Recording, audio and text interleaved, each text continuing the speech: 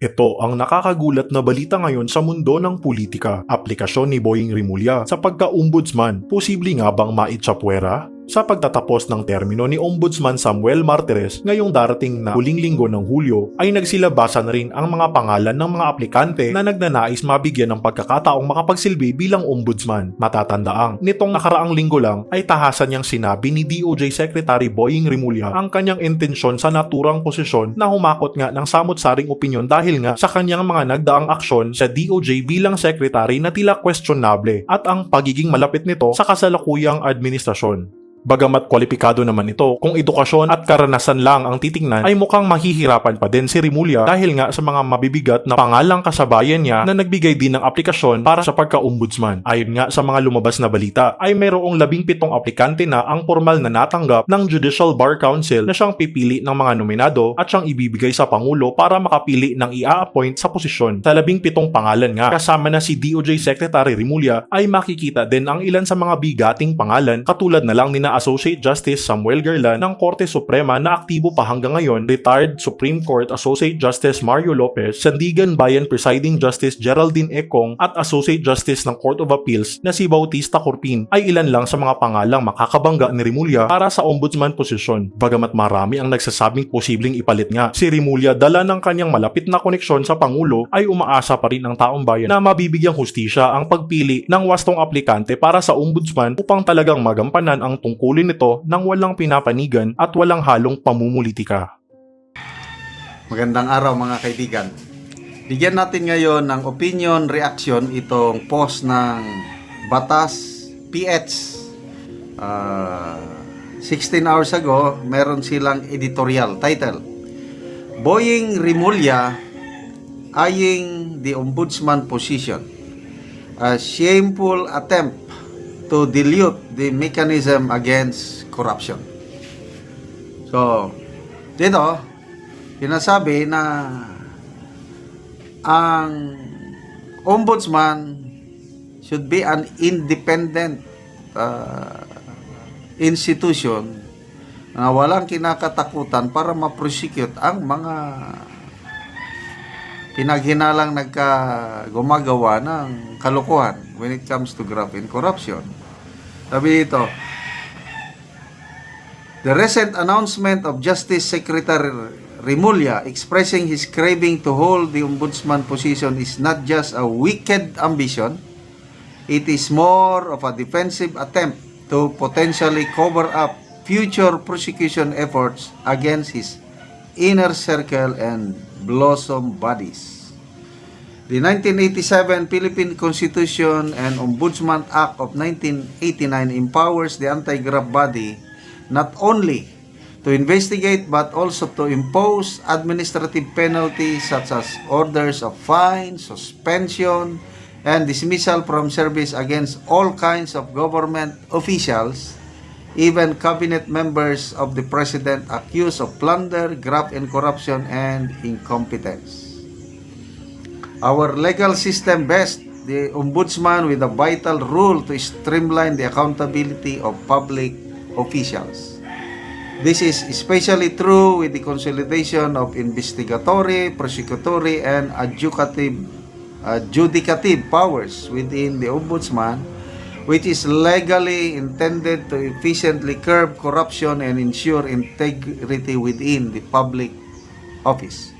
No less than the Supreme Court recognizes the ombudsman role in championing the welfare of the people against erring government officials. Undoubtedly, it can shape the landscape of the country's legal system. That's why whoever leads it should be someone who has recognized probity and the highest principles of honesty and decency. But why shouldn't the power of the ombudsman fall into the wrong hands of someone like Boying Rimulya? This is because he lacks all the necessary standards to become an effective anti-graft buster. So, hindi daw maging effective si Secretary Boying Rimulya na maging ombudsman. Sabi niya, Boying is under ombudsman investigation. In May 2025, Senate Committee on Foreign Relations Committee Chair Amy Marcos tapped the Ombudsman to investigate Remulla's potential criminal and administrative liabilities for alleged arbitrary detention, graft, usurpation of judicial authority, and false testimony in connection with the arrest and subsequent turnover of former President Duterte to the International Criminal Court. Boying should have no place in the application process. O, take note ito, may rules pala ang Judicial and Bar Council. Ito yung rule. Section 5, Rule 4 of the Judicial and Bar Council rules provide that those with pending criminal or regular administrative cases should be automatically disqualified from being nominated for appointment to any judicial post or as ombudsman or as deputy ombudsman. Oh. Salamat dito sa Batas PH, gayon ko lang nalaman. Nasa rules pala ng Judicial and Bar Council, pag may meron kang pending administrative or criminal case, automatic disqualified ka na. As of July 4, may nabasa akong post, 17 na ang applicants ng para ombudsman. 3 Supreme Court justices ang kasama. Isa active, ang 2 retired, may Sandigan Bayan presiding judge, mataas din ito. Kasama din doon, may mga justices ng Court of Appeal siguro, kaya justice man lang nakalagay. So, mabibigat po ang nag-apply. Mga may proven track record sa judiciary. So, hintayin natin ang resulta ng Judicial and Bar Council dahil sila ang magre-recommend ng shortlist. 3 ba o 5 i-recommend nila sa Pangulo para ang Pangulo ang mamili. Okay, sana pa. This is not to say Boying is guilty. Rather, this is only to emphasize that putting someone as ombudsman while he himself is under ombudsman investigation is nothing but a shameful insult to the principles of accountability we sought to achieve. It invites impunity and weakens institutional checks on power. Narinig ko yan, tinanong ng mga reporters, kumusta yung kaso na naisampa sa kanya? Sabi niya, no problem, bahala na ang Judicial and Bar Council dyan. So, tingnan natin kung ano ang magiging hatol ng Judicial and Bar Council sa dami ng applicants, kung isama ba nila si Secretary Boying sa list of nominees na pagpilian ng Pangulo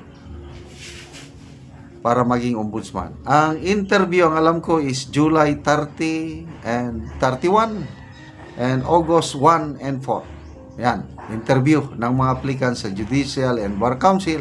Magre-retire pala si Ombudsman Martires July 27. So, malapit na. Magandang araw mga kaibigan. Bigyan natin ngayon ng opinion reaction itong post ng Batas PH. 16 hours ago, meron silang editorial title. Boying Remulla eyeing the ombudsman position. A shameful attempt to dilute the mechanism against corruption. So, dito, sinasabi na ang ombudsman should be an independent institution na walang kinakatakutan para ma-prosecute ang mga pinaghinalang gumagawa ng kalokohan when it comes to graft and corruption. Sabi dito, the recent announcement of Justice Secretary Remulla expressing his craving to hold the ombudsman position is not just a wicked ambition, it is more of a defensive attempt to potentially cover up future prosecution efforts against his inner circle and blossom buddies. The 1987 Philippine Constitution and Ombudsman Act of 1989 empowers the anti-graft body not only to investigate but also to impose administrative penalties such as orders of fine, suspension, and dismissal from service against all kinds of government officials, even cabinet members of the president accused of plunder, graft, and corruption and incompetence. Our legal system vests the ombudsman with a vital role to streamline the accountability of public officials. This is especially true with the consolidation of investigatory, prosecutory, and adjudicative powers within the ombudsman, which is legally intended to efficiently curb corruption and ensure integrity within the public office. No less than the Supreme Court recognizes the ombudsman role in championing the welfare of the people against erring government officials. Undoubtedly, it can shape the landscape of the country's legal system. That's why whoever leads it should be someone who has recognized probity and the highest principles of honesty and decency.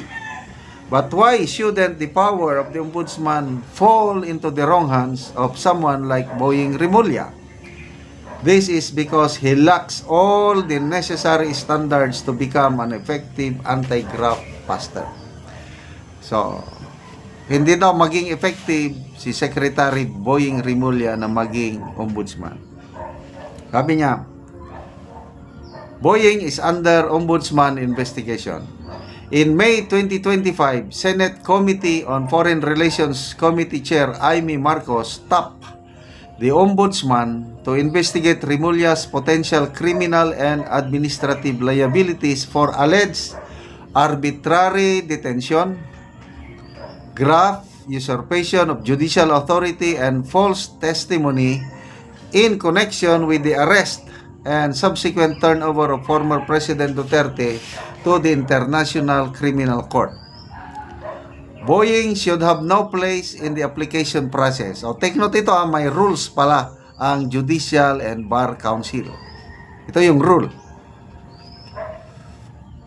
Section 5, Rule 4 of the Judicial and Bar Council rules provide that those with pending criminal or regular administrative cases should be automatically disqualified from being nominated for appointment to any judicial post or as ombudsman or as deputy ombudsman.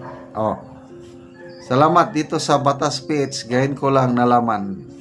Nasa rules pala ng Judicial and Bar Council. Pag may meron kang pending administrative or criminal case, automatic disqualified ka na. As of July 4, may nabasa akong post.